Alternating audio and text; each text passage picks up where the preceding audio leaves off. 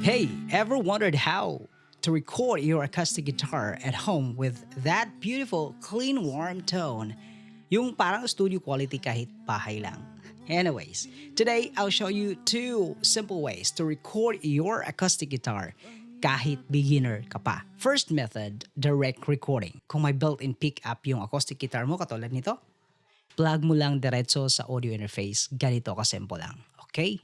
So this is plug and play. Mabilis na setup. Walang room noise. Di maririnig yung electric fan mo. Tricycle, manok, kahit ano. Hindi mo maririnig. Meron siyang clean signal. Madali lang i-EQ at i-mixed.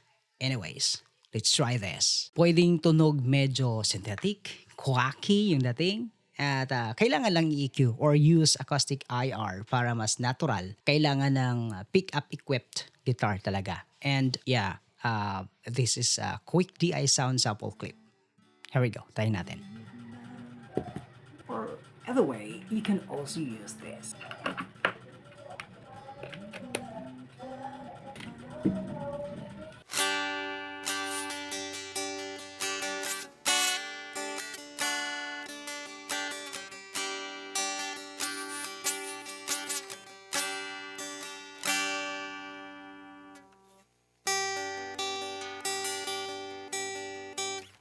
Ito ay perfect kung maingay yung environment natin. Method number 2, microphone recording.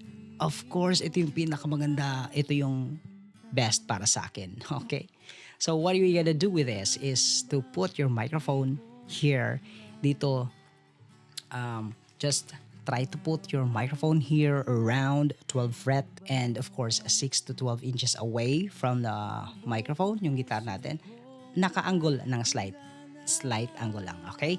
So, pros nito, meron siyang warm, natural, detailed tone. Maganda siya talaga, kaibigan.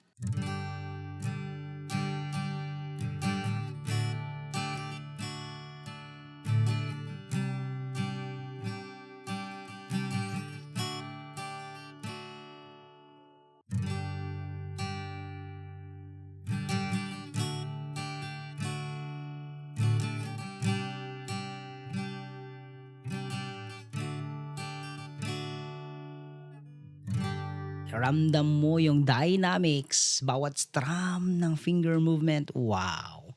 Best for fingerstyle, ballads, solo acoustic guitar covers, and etc.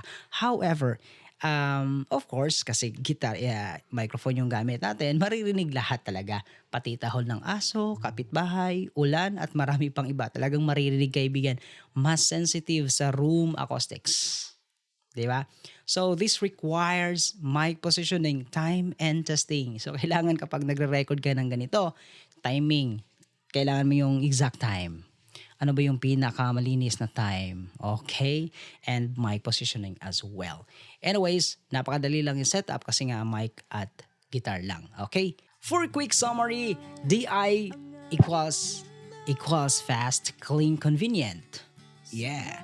However, itong method 2, mic, meron siyang warm, natural, at pang-studio vibe. Pang-studio vibe talaga. Okay, so alin ang mas bagay sa'yo? DI setup or mic setup? Comment down below mga kaibigan and tell me your choice. Like and subscribe for more home recording tips. And as always, keep creating music. Happy recording, everyone. Ikaw ang dahilan ng pagbangon, ang tibok ng puso ko walang hangganan. Ikaw ang aking mundo,